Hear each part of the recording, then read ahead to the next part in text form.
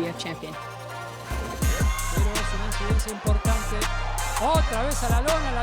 Her rise has been one of the most unmissable in women's boxing. Taking a deep look, a straight look at Cruz. She better do something, get out of the close.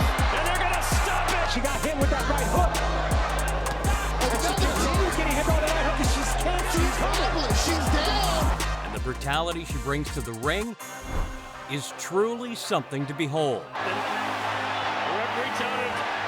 She puts on a lot into every one of these shots. And that'll do it. Gabriela Fundora is not built like most other female fighters, and her status as a potential great for this era is already close to being sealed. She's the pound-for-pound #1 for a reason. And at just 24 years of age, she's not slowing down anytime soon. Born in Florida in 2002 into a family of 6, which includes her brother, the former super middleweight champ Sebastian Fundora, it was clear that Fundora was destined to be a fighter. She started boxing at the age of 6, and as she matured, her physical advantages became more and more pronounced. In 2017, she won the Junior National Championships in the United States at 119 pounds, making her one of the top prospects in the sport. By the time she went pro in 2021, at 5'9", she was already bringing some elite physical traits to the table. From there, things only got better for her. This came before the titles, before the division started taking real notice. Gabriela Fundora was still in the phase where activity mattered as much as anything else, building rounds and settling into her style. Tanya Garcia Hernandez wasn't much of a name, but she played a part in that early cycle of opponents that are used to test rhythm rather than disrupt it. There's nothing wrong with a slow build. Even then, Fundora's physical profile stood out immediately. The height, the reach, the composure at range, it was already there. These were the nights where nothing flashy was required, just time in the ring, refining distance, sharpening timing, and building habits that would hold later.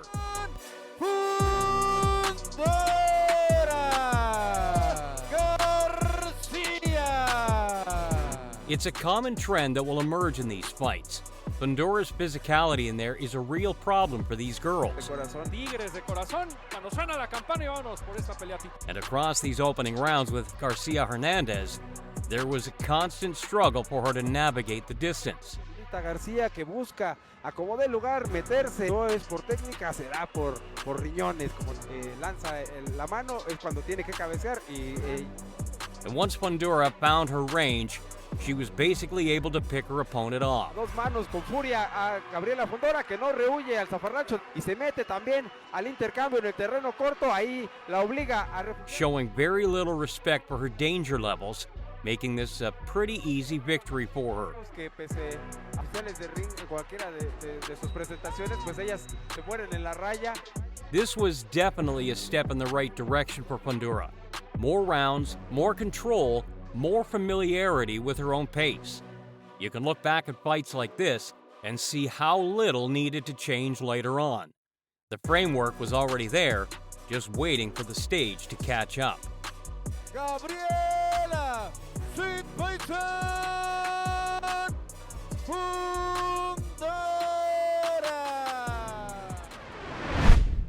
October 2023 changed everything.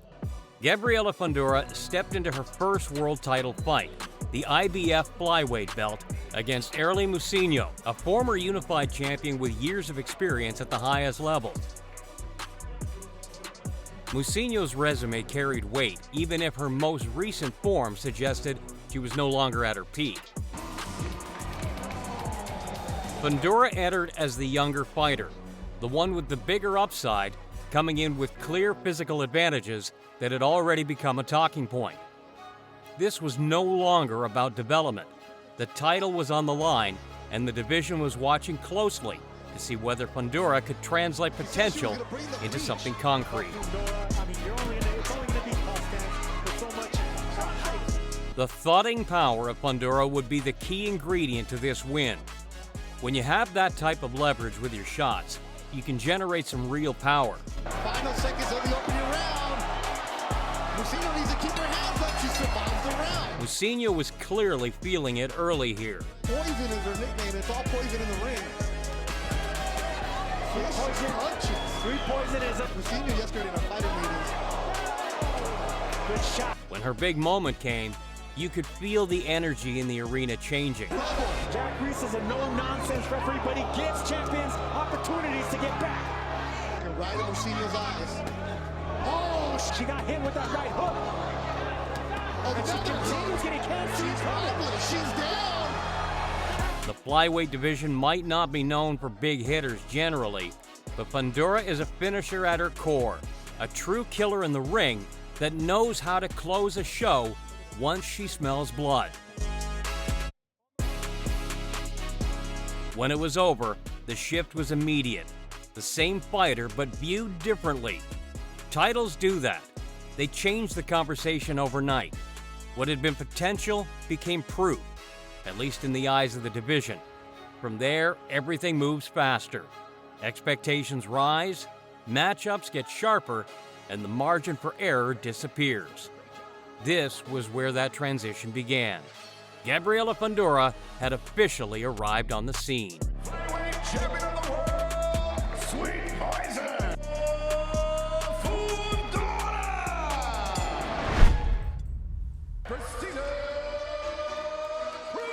Christina Cruz brought a different kind of challenge in January 2024. Touch him up, go back to the corner. Let's see which style. A decorated amateur, technically sound and structured, she wasn't there to be overwhelmed. Fundora entered as champion for the first time, carrying the IBF belt and a growing sense of expectation. This matchup leaned less on physical disparity and more on skill contrast. Cruz's background suggested discipline and movement, forcing Fundora to operate with patience rather than dominance. It was the kind of fight that asks different questions, not about power or presence, but about adaptability and control over long stretches. To defend the belt as champ can earn you a totally different kind of aura. Despite this one looking like a decent contest on paper, by the later rounds, Fundora was truly starting to break her opponent down, blow by blow. Combination's been all the way with that right hand, just to land that left hook. But right now, the momentum. Still blood getting it pressed and she's backing him up. Need to go. This station, she's got to be on her play. I would like to see her start countering to the bottom. I mean, she's been going up. You can see the desire to fight leaving Christina Cruz as this bout wears on. When you're around. Shot still did the damage. She even gets so dismayed that she turns her back to Fundora entirely just before the finish, then seems shocked that the refs stopped the fight. A bizarre move. Falling with that grab jab, trying to do something. The referee telling him, what's up the fight? You could feel the pace settle into something more measured. No rush to force anything, just a steady read of what was in front of her. That's what stood out. The ability to adjust without losing shape. As the rounds passed, it became less about proving anything, more about maintaining control. That's a different kind of competence, and it tends to last longer.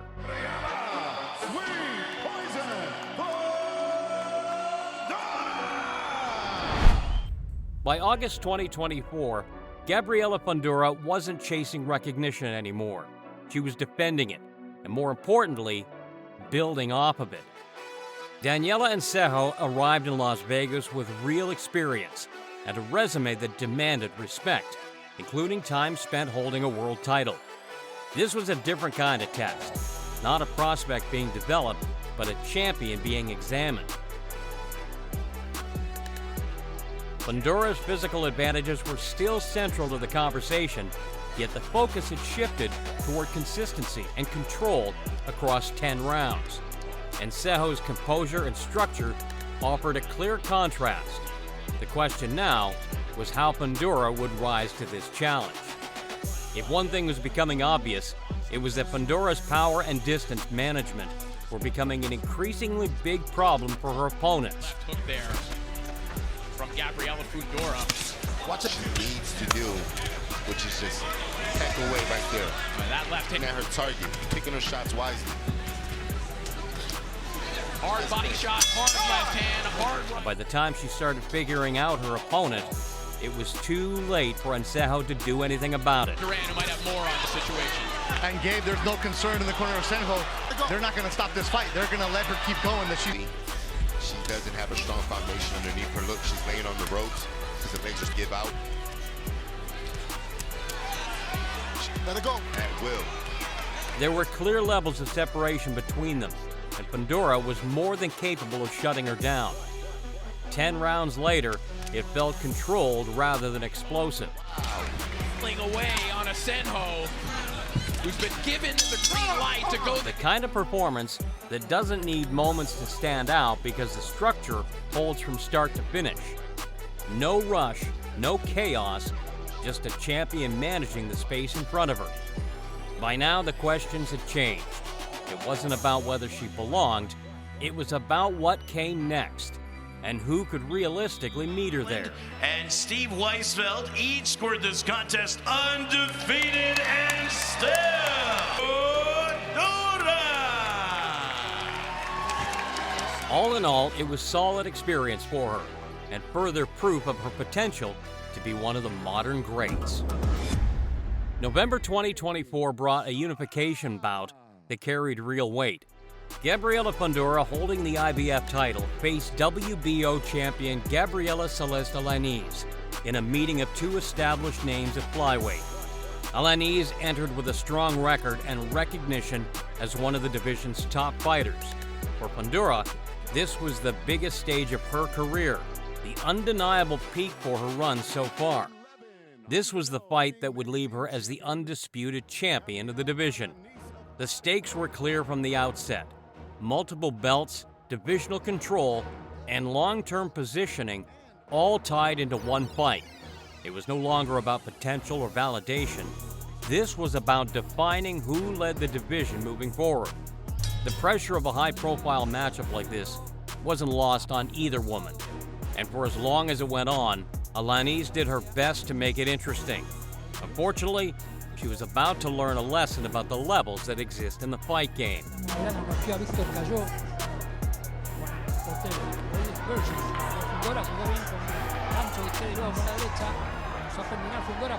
Because when Fundora decided that the time had come to bring down the hammer, nothing could stop her from clinching those world titles. Alanis never stood a chance. When the belts came together, everything around her changed. Not just the recognition, but expectation.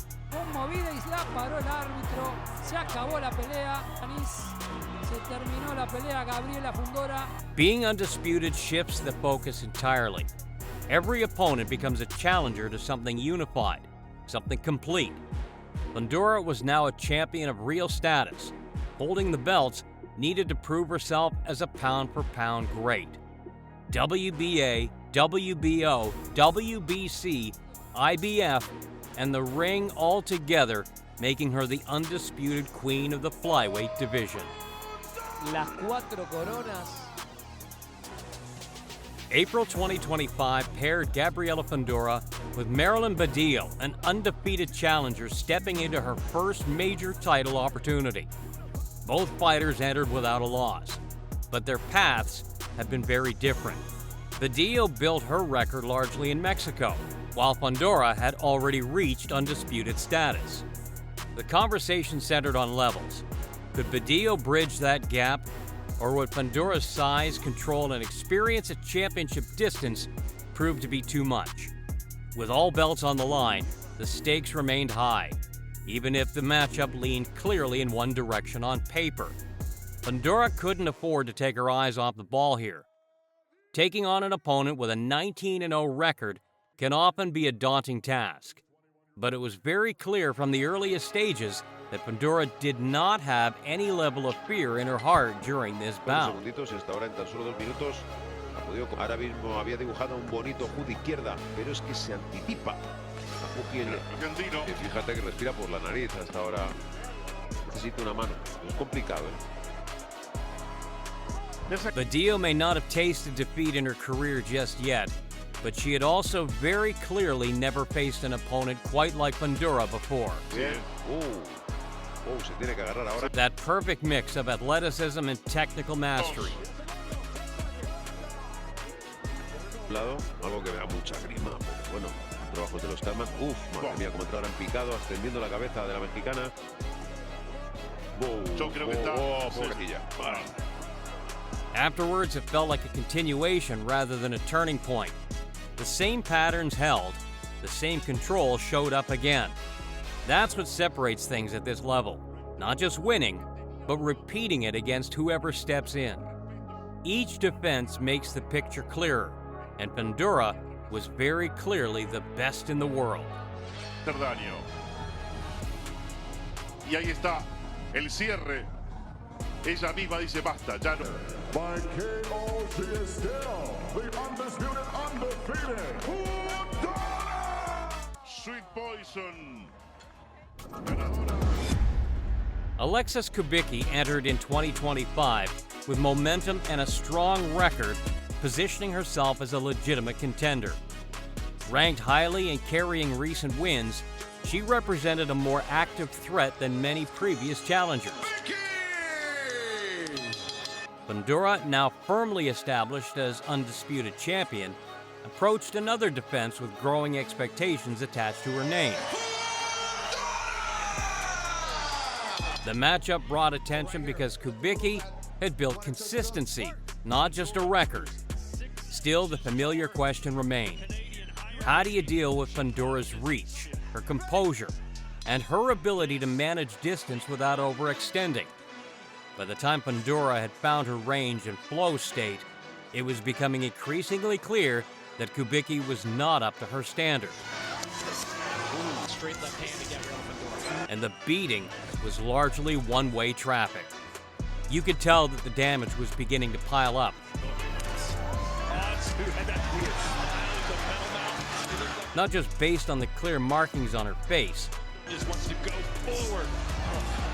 6, if not in between rounds. Her dad's going to have to think Fundora's going to take it into her own hands. She's going to go for the knockout here.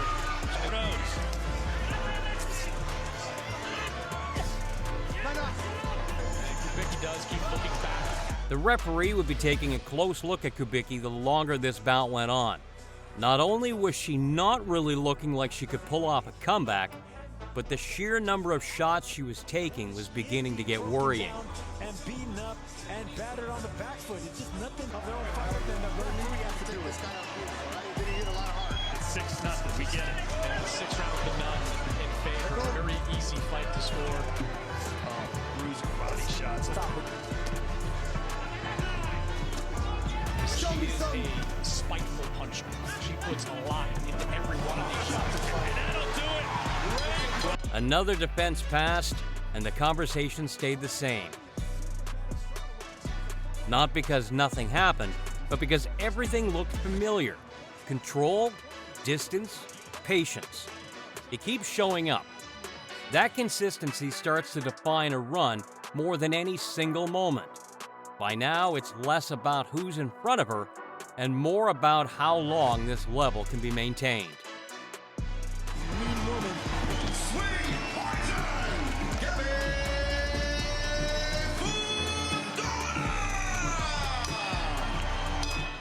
March 2026 brought another title defense, this time against Australia's Viviana Ruiz Corredor.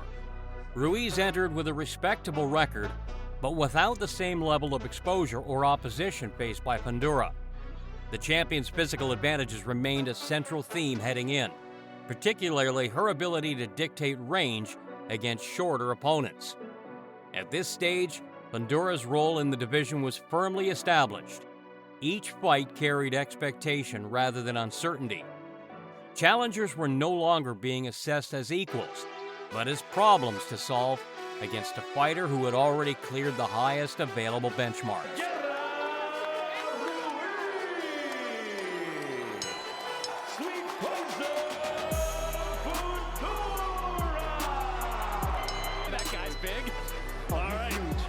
By the time the middle rounds arrived, it was very obvious that Viviana was fighting a losing battle.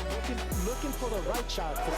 Down she goes. Some hand speed. And that merely surviving would be something of a moral victory for her. Fundora was already moving downhill on her, fighting with the confidence of a world champion. Wait, can we get a new picture of your face on there? Eventually, the barrage of damage simply became too much for her to handle.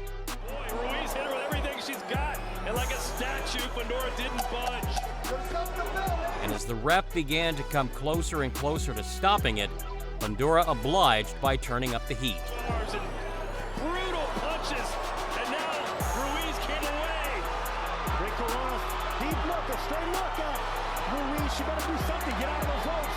It was more of the same from Fundora this time around. The consistency, the control, the sense that everything is being handled without needing to reach. It's a difficult place for a division when one fighter sets that pace. The focus starts drifting forward again. Not just the next challenger, but what's left to prove at this level. But what do you think of this scintillating champion? And who would you like to see her face in 2026? Let us know your thoughts and opinions in the comments below.